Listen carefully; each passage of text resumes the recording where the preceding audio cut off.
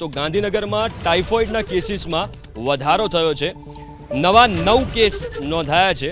Typhoid સંક્રમિત 10 દર્દીને આજે ડિસ્ચાર્જ કરાયા। હાલમાં ટાઇફોઇડ સંક્રમિત 84 દર્દીઓની સારવાર ચાલી રહી છે। તમામ દર્દીઓની હાલત સ્થિર છે।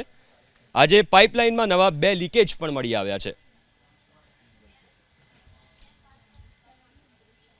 આજે જ્યાં સુધી ટાઇફોઇડના કેસીસનો સંબંધ છે ત્યાં સુધી ફક્ત 9 કેસો આજે નોંધાયા છે।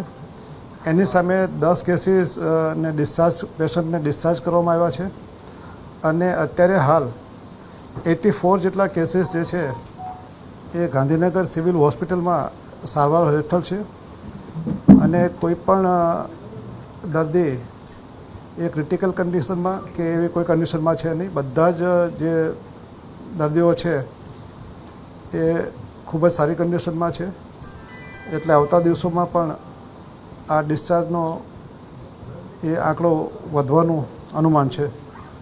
મિત્રો, અત્યારે સુધી આજની તારીખે તંત્ર દ્વારા 1000 કરતાં પણ વધારે પીવાના પાણીના ટેસ્ટ કરવામાં આવ્યા છે। એમાં પાણી જે છે એ દરેક જગ્યાએ પીવાને લાયક ટેસ્ટમાં પુરવાર થયું છે, એટલે એવો કોઈ પાણીની ક્વોલિટીનો કોઈ પ્રશ્ન નથી।